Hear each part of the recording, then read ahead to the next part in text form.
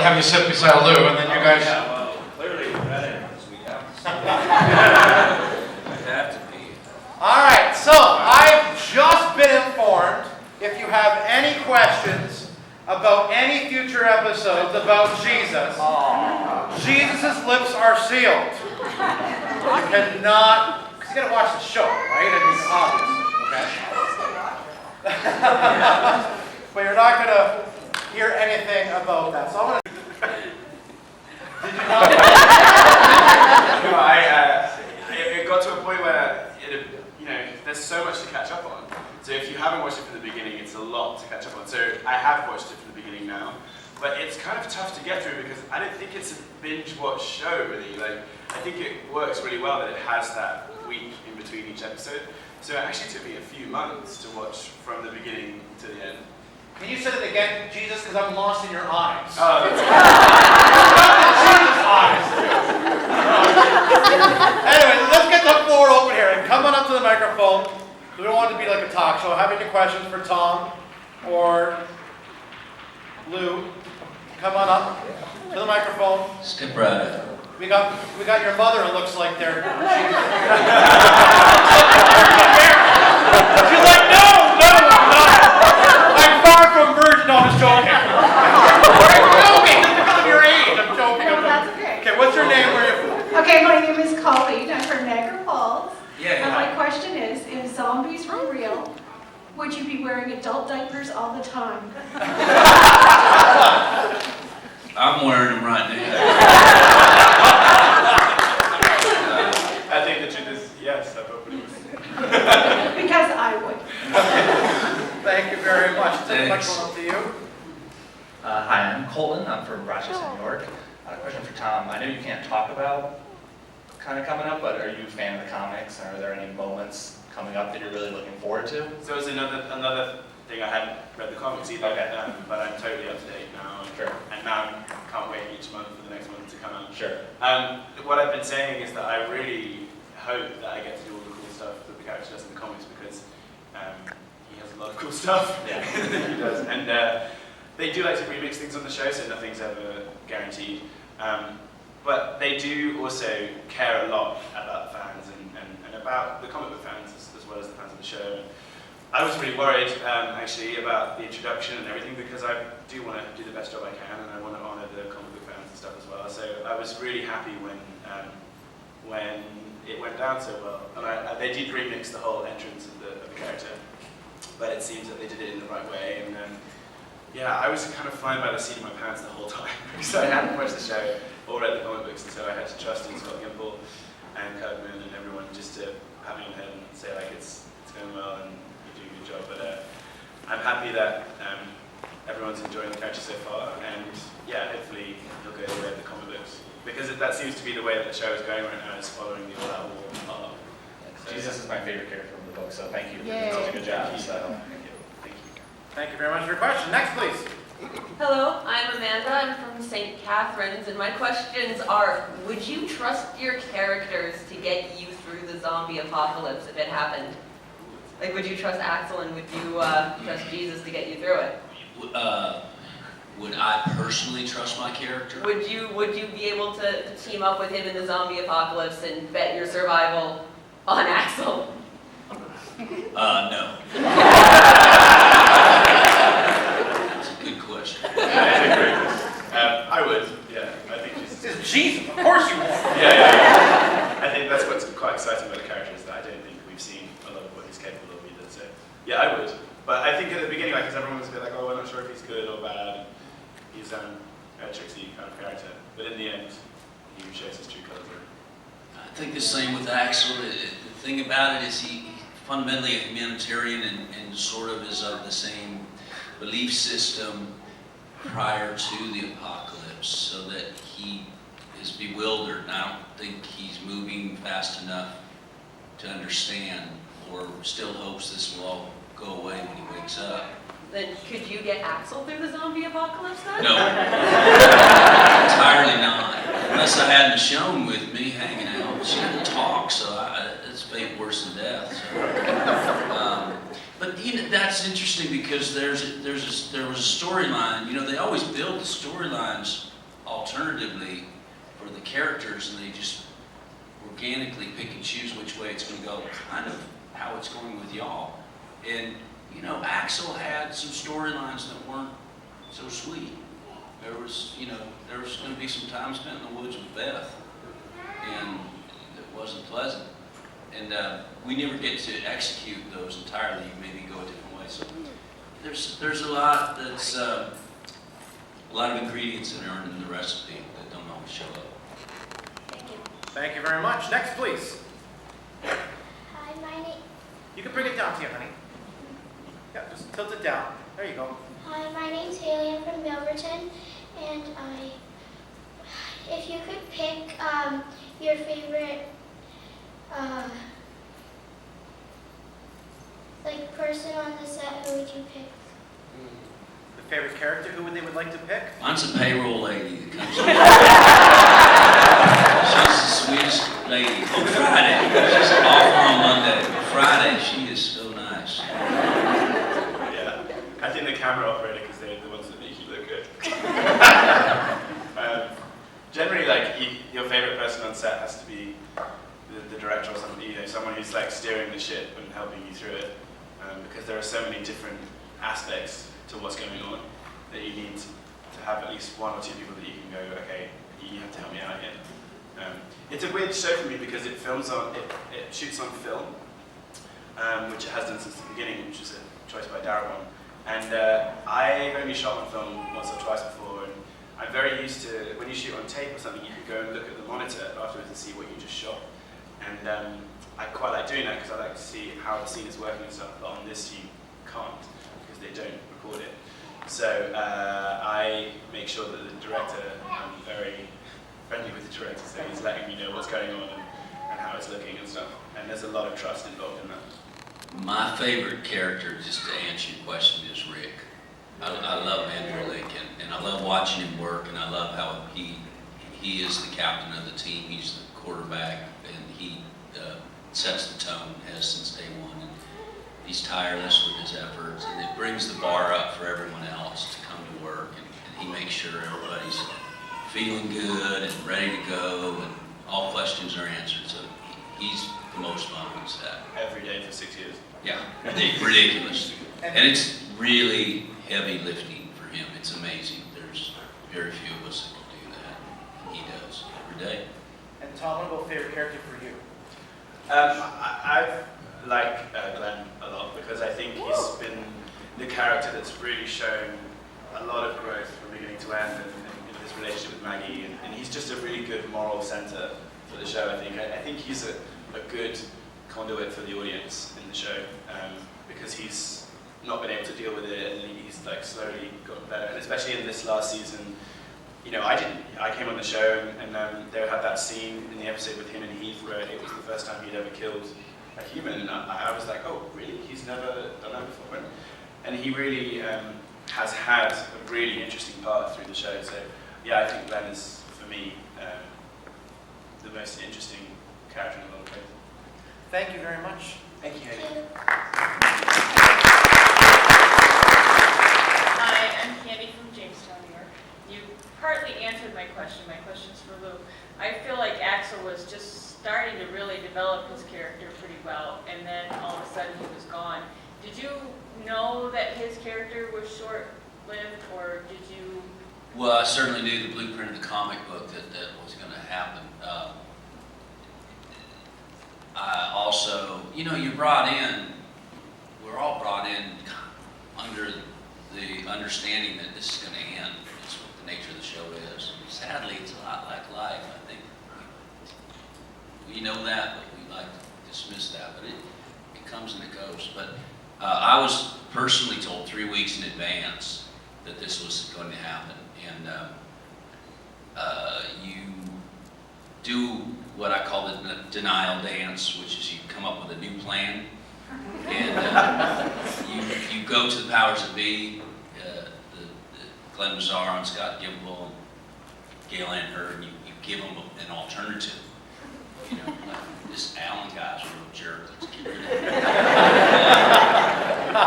And so then you realize that it's for real, and you want to honor your character for the audience, and you must do the best job possible. So that's where your focus is, and I was really happy with how we did that with Axel. But nobody likes it. It's not fun. It's not fun for when you're on the show because it's a team. The show is great because it's a family and it works as a family unit, a really good family, a good community everywhere. And when you lose a team player, it hurts the team. If the Blue Jays lost Batista for a year, it would hurt the team. And so it's hard for Andrew Lincoln to lose a player on his team. And you have to replace that guy. Are we going to be as good without Herschel? Are we going to be as good without Darryl? I'm not hired by AMC. I can say that, right?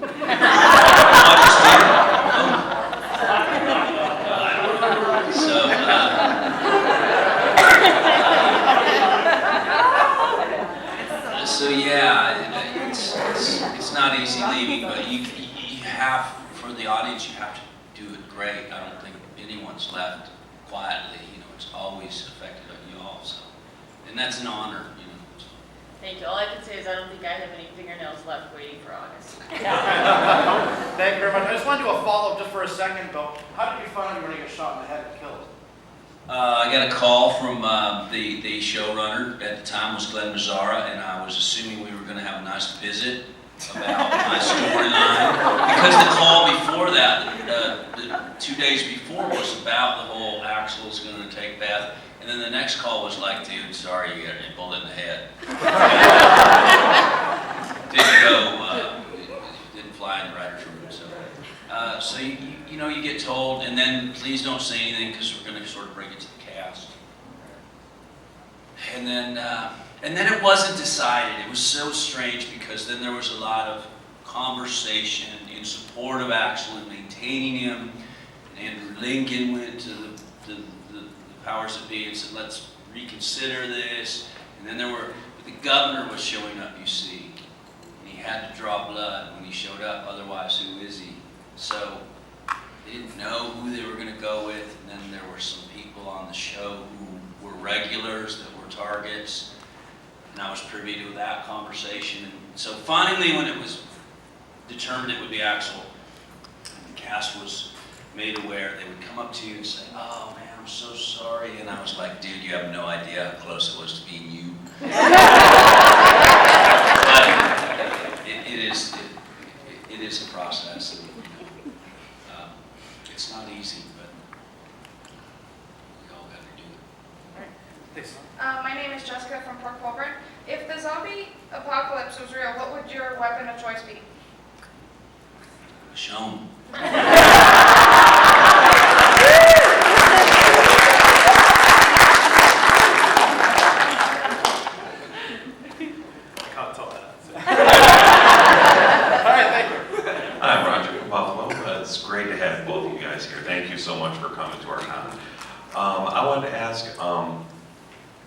Being such a heavy show, I know there's got to be plenty of practical jokes playing to lighten the mood. Any particular prank or anything like that stands out for you? We did. There were times we had a lot of fun. It's a heavy show. You have to have fun sometimes. The other thing is there's not a lot of time.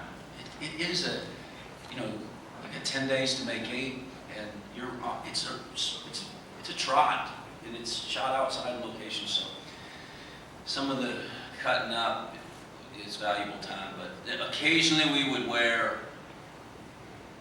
Andrew would have these. It was a very difficult season for him. His imaginations and glorious visions. Sometimes we'd all show up in a white dress. And, poor guys get these incredible King Lear scenes, and we were having a bit of a laugh with him. But we do that a little bit, or Baby Judith would come out in the form of a pig, a pig or something silly. There were a few times, there were a lot, yeah. On my episodes, I was just trying my hardest not to get fired. So I wasn't playing any jokes or anything. I was like, it was very weird because, like Lew was just saying, you come onto the show and in my situation, Tova and Alexandra had just died, and a few other people, and then hey, I'm the new guy. It's a weird atmosphere. Like everyone is very welcoming, but at the same time, they've just lost some of the team. You know, so it's tough. So I was just, and also I come in and make their characters look a bit stupid. You know, I was just trying to do the job the best that I could. But one of the funny things in the third episode that I was in, the last episode, the 3 heads that we had, the 7 heads that we were choosing from to be Gregory's head, one of them, Nicotero had used an old cast of Johnny Depp's head. It was on the floor. And so that was pretty amusing for me. They put like a mustache on him and all that kind of stuff. But it was pretty funny. It was like looking at that's Johnny Depp's head. It's quite fun to go back and look and see if we can pick out which one it is, which you can. But otherwise, yeah, I was just maybe, I don't know, this year I wasn't too big on playing jokes on people. But you're right, it's a very heavy show and it does shoot very quick as well. It's just interesting little behind the scenes side note, and I've talked to Nicotero a lot about it. Because Axel's death was not decided until the last moment, you have to do a life cast of these, that person laying there. And they hadn't done it, they didn't have time. There was no way they were going to get it turned around. And Greg Nicotero, who is, he directs several of your episodes now, and he was directing for us, but he's also the special executive producer. He does everything. He is the Walking Dead. But he used a life cast of himself, and it looks so much like me. It's unbelievable. So that was actually a dummy of Greg Nicotero. I was in Hawaii having a fruity drink. Well, the governor was shooting Axel in the back, and Carol was hiding, which was Greg Nicotero, not me. So that was pretty cool. Yeah, that's cool. Thank you. Thank you very much. Next, please. It's such a big part of your life now. Do you like ketchup chips?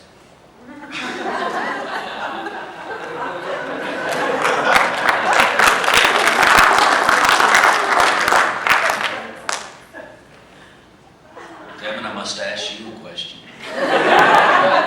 But I'll shave it for later.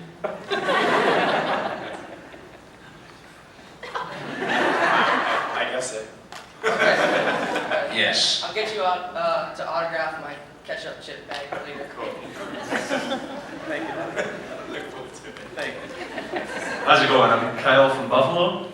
You guys brought up a couple of times alternative scenarios and timelines. Were there any that stuck out in your mind that you could have wished may have happened, or any that really stood out that you could talk about? I liked how in this season Denise took Abraham's death from the comic books. I thought they did that really well, actually, and how that figured out. And I like that because it's like in Game of Thrones or whatever. If you've read the books, then you know absolutely everything. You know what's going to happen. But I like how they change it in the comic books. And I mean, sometimes it's not great because it ends up being, Denise. And she's like, what? It shouldn't be. How did that happen to me? It's not supposed to happen to me. Yeah, exactly. But I do like how they do that because it keeps it fresh for the comic book readers as well. Yeah, and because they are aware of their blueprint, or you have it in the back of your mind, how it's going and where it's going. And in season 3, Andrew had a lot of work, but he was also worried about his hand. And man, it's hard because he realized all this that he's doing, and if he loses that hand, how difficult that would continue to make his acting world. It's hard to act without a hand. Ask Merle. But it's pretty hard for Chandler now to act without an eye. It would be just impossible, and those are really tough things. So I'm happy he hasn't lost. Yeah. I think Kirkman said that he always regretted that in the comic books, cutting his hand off too early. Yeah. So it can kind of be a way for Robert to correct things in the show as well that he might have changed, revise certain things. Thank you. Thank you very much. Next, please. Hi, I'm Danielle from St. Catherine's. Hi, my question's for Tom. I was just wondering how you feel about the fan base basically dubbing you as the new Daryl. I have to be careful with this. I have to work with Norman sometimes. I have to see him for the rest of my life with these things. I think it's pretty fun. I loved how, I think that's why they chose my first episode how they did and put me and Daryl against each other in that way. I think that they like playing with the fans in that way and having fun with that. You know, Norman's a lot older than me. So we have like, you can have like one part of the fan base and I can have one of the other parts. Whatever. But Norman is such a great guy, and I know that in the same way that I've been really enjoying coming to these conventions, and he enjoys it in the same way, and that's a huge part of why he's one of the fan favorites. So you know, I'm working on that part of it as well. But it's fun. Jesus is a character who is very capable and very kick-ass, and obviously he's going to be a popular character. But you know, I think there's fans for everyone.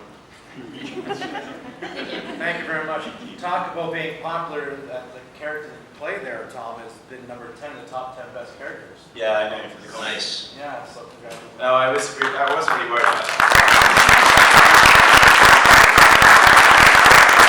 The thing about that is that I had absolutely no idea what I was auditioning for when I auditioned.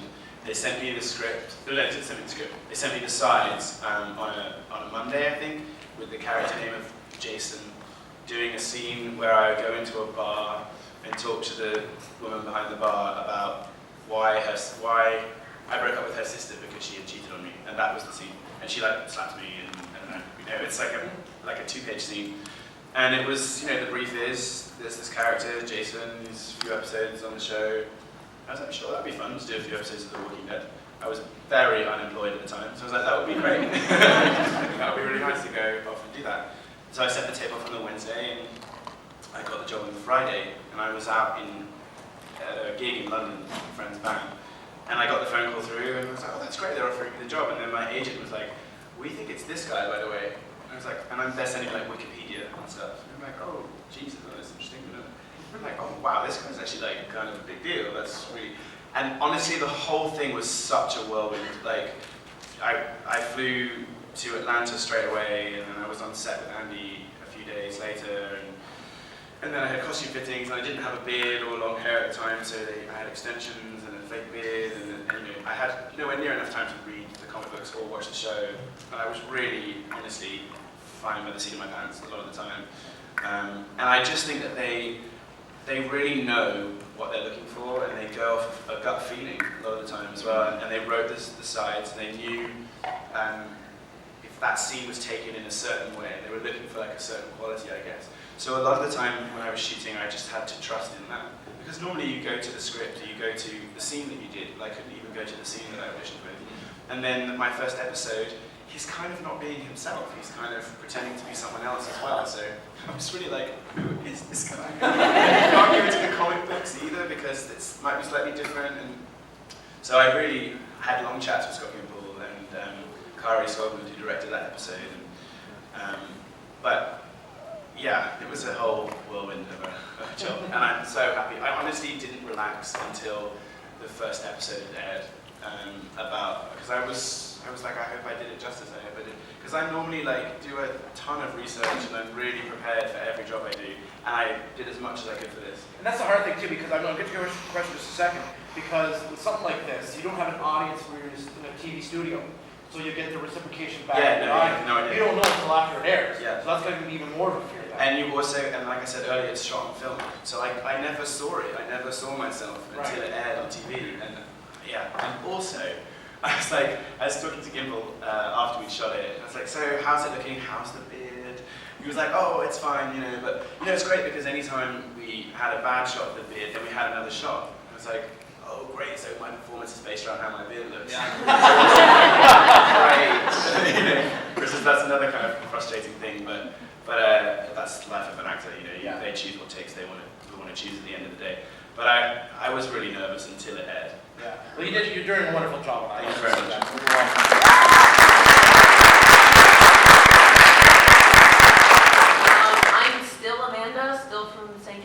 And I would like to know if there is a character, now that you're all caught up, some people, that you wish, like, that your characters didn't get to interact with from, like, a prior or later season that you wish they had met? Like, do you wish Jesus had, like, met the governor? Do you wish Axel had gotten to see, like, Negan? I'd like to have been with Herschel. I think Scott was just great on the show. But then I think there are similarities between Jesus and Herschel in a lot of ways. But I'd love to have loved with Scott, Yeah, you know, any of them I think Like the guy are beside wonderful. you? Would you have liked to have worked with each other?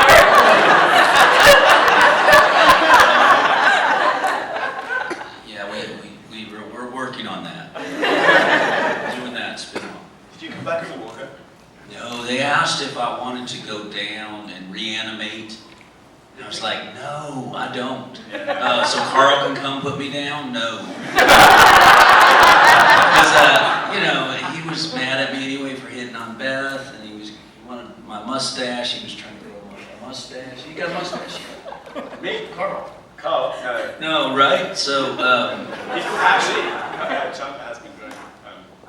it's hilarious. But I would have liked to have spent some time with Dale. I did get to spend time with Herschel, which was great, and sort of the old boy gang. And so Dale and Herschel and Axel, I think, would be a good card table. We don't let the governor play in heaven. No, he's not in heaven. Thank you very much.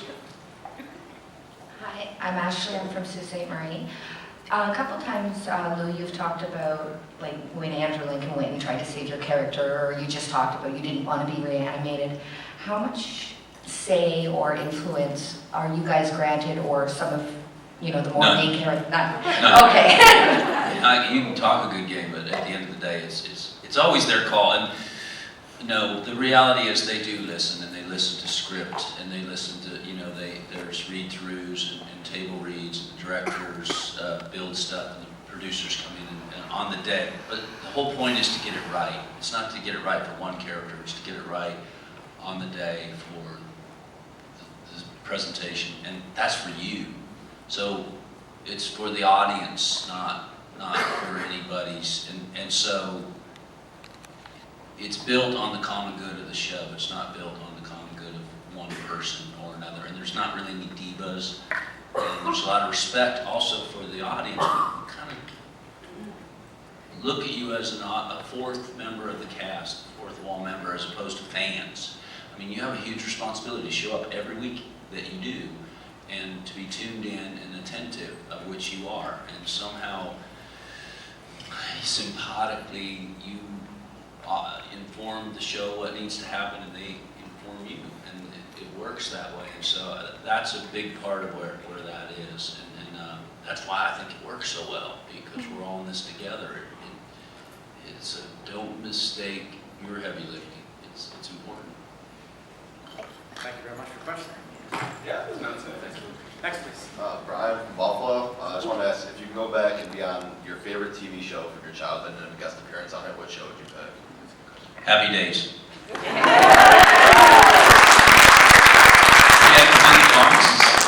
brother or kid or I don't know what.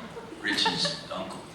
That's a real age-based question, isn't it? Friends. There you go. Okay. Thank you. Hi there, my name is Magenta. I'm from Peterborough. Just kind of a two-part question. What got you guys into acting, and what's the favorite, like your personal favorite project that you've worked on? I was a really loud kid.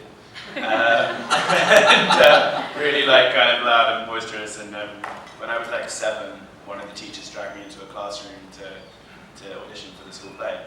And I had a lot of fun doing it, and I just kept doing it at school. And that was kind of my thing. And I was a pretty lazy kid. I was like, oh, you know, this is what I really enjoy doing. And in that rather naive way, I was like, well, why would anyone do a job that they didn't enjoy? I really enjoy this, so this is what I'm going to do with my career. And but really, like, you have to have such a drive and focus and ambition, because there's lots of ups and downs.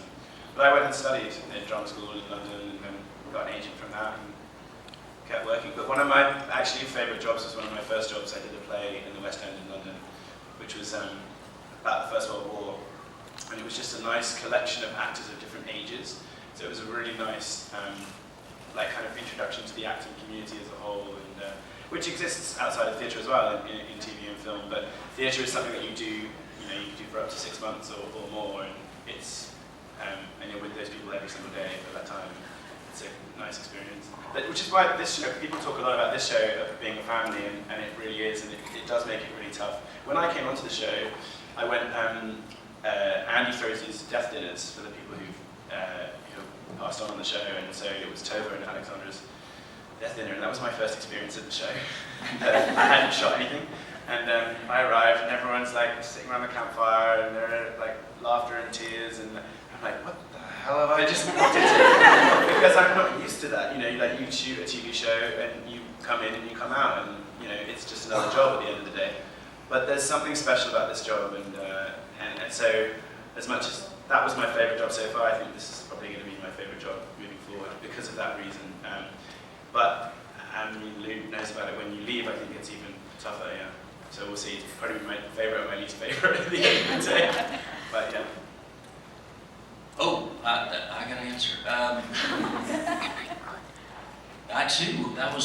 That's a lot of our experiences when we first come on the show. Mine was my very first exposure was Lori and T-Dog's death dinner. And I showed up, and I actually wasn't going. I wasn't going to go, and I'm like, I don't belong here, and I'm the new guy, and this is something you've been doing for 2 years, and Sarah Wayne Callies made me go, and it was her event, and it's right. It feels weird, but in the end, it's right. I followed a girl into an acting class. To chat her up for a conversation, and saw what was going on stage, and was enchanted, and said I can do that, or I could do that. Being from New Orleans, we do that, but I couldn't. Turns out, I can't really. Did go back to school in Brooklyn and learned best I could. And then went and did theater as well. I think most of us who've had a chance to do theater really find that in our hearts to be the really good thing that we adore. I like a project I did called Waitress, a little indie film, which was just a lot like The Walking Dead, familially, as a family. I don't know what that word is, but there was something special, and sometimes there are things that are special, and that was one. I liked the opportunity that I have working with Tony Scott. We spoke about this the other night, because he was like working with Willy Wonka. So Unstoppable is really special for me as well. And then clearly The Walking Dead was an experience that can't ever be, it's been a gift for sure. Thank you very much. Continue to ask, or you wanted pictures taken or autographs, please go see them in the main room and check them out. This will be our last 4 questions for today in their Q&A. Thank you. Hi, I'm Adam from Buffalo, and I was wondering if Shane was still alive, would he do a better job at protecting the group or than Rick has now? Shane is the Punisher. Punisher might give them walkers a fit, but Rick. I don't know.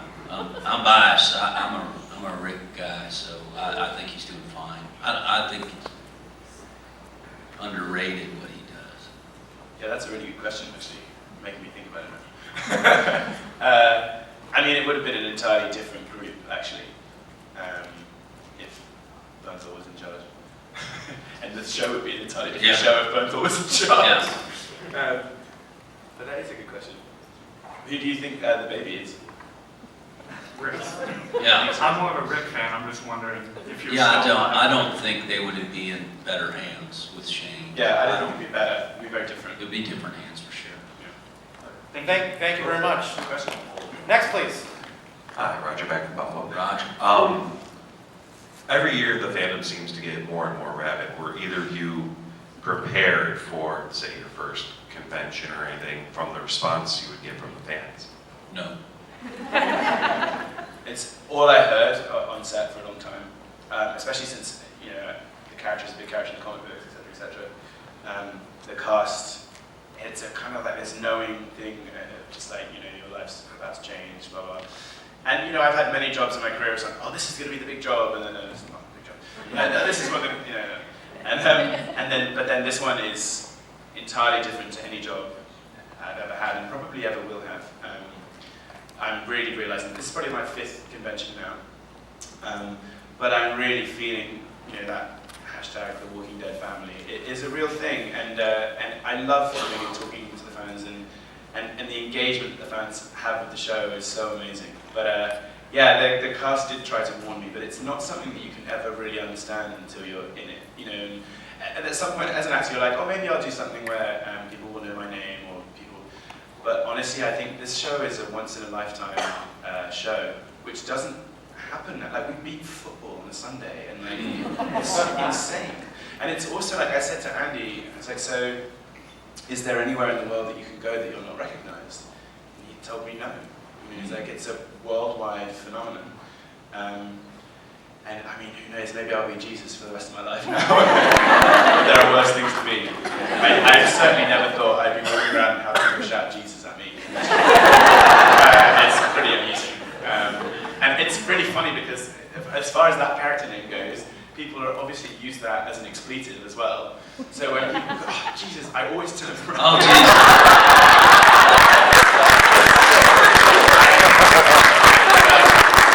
It's a whole new part of my life that I've entered into. But it's very fun, and I can't believe it happened to me, and I'm very grateful. Thank you. To walk on water in Canada, come up during the winter months, okay? Oh yeah, that's a photo opportunity right there. Next, please. Hi, my name is Amanda, and I'm from Hamilton, Ontario, and my question is about acting, of how you got into it, which they answered the question. Is I do acting myself, and I'd just like to know any pointers out there to be at the right place. Well, I think you should know your voice, and what I mean by that is know who you are, and more today than anything, because that's what you're being asked. Who are you? As opposed to fit into this role of Jesus. We have this role of Jesus. They didn't really want to know who Jesus was. They knew that, but they didn't want to know who Tom was, so they gave him some false sides they did the same to me, to see what his essence or what his brand is. I mean, brand's a buzzword, guys. I don't know.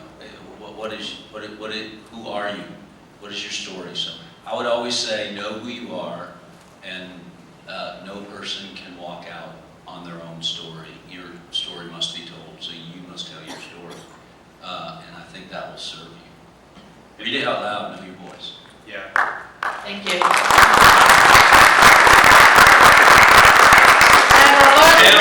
Deb. Go ahead. Oh, Deb. Catch a chip boy. Okay, back when Glenn was under the dumpster, I think that's when it was, there were all sorts of pictures of, oh, is this Jesus? Because we seen you beside Daryl, Yeah. and that's basically, it was a leak. Yeah. My question is there any commotion on set when things like that happen, or were you aware of that? Yeah, the production hated these guys. So at base camp in Georgia, just outside Alexandria, they sit outside base camp every single day, and they're taking pictures of people and seeing who's coming on set, and they report it on this Facebook page. So I spent my entire time hiding in the back of a car on the way to and from set, like ducked down, like all the time. And then on set we had like umbrellas and everything. And we have, like, that day that we got caught, we had people, we were shooting on a long road, and we had people blocking either end, and I had umbrellas and stuff. And then that one guy was in the damp woods with a long umbrella. Yeah. We weren't covering the entire woods. So it's like, it's frustrating for production because they really want the fans to be surprised by stuff. And yeah, there was that picture. So it wasn't just the fact that it was Jesus; it was the fact that Glenn was with me, and so it's frustrating. But you either want to be spoiled or you don't. Like everyone's been asking me all the time, like who Negan killed, and I don't think you really want to know. Like you do, but you don't. Because it would be so amazing to come back next season and not know and have that amazing moment all together. Like this year for the season premiere, we went to Madison Square Garden. It was like thousands of people, and to have an experience, if they have that again, or it's a big premiere like that again, just to have everyone in the room like have that intake of breath and just be like, oh my god, and just be on the ride together, would be great. But yeah, to answer your question, those people hang around set all the time trying to get leaks. But I think the production are so on it now that they're faking them out and they're trying various things and to try to keep secrets. Because the show is so much better when you do. I agree. Yeah, it's hard to keep secrets, but none of you want to know, really. It's called fishing. It's not called catching, right? It's hide and go seek, not hide and go find. But I don't think anyone wants to know. They do a good job. Production is amazing, as good as you do. Yeah, when we were shooting outside of the studio in public, that's when it's most difficult. Tom Luce has, he's kind of in charge of the set, but he actually has contact with the Atlanta airport and has no-fly zone over the studio. Oh, really? He actually does. He has access to authority, air traffic control to stop that. And it's because otherwise they'd be littered with helicopters and everything else. Yeah, well, they had like a plane fly over. Somebody did hire a plane and flew over the Hilltop set, and they had pictures of the Hilltop set before it came up. And they'll just do anything. Okay, thank you. Thank you, Devin. Well, thanks, Devin. That's going to conclude our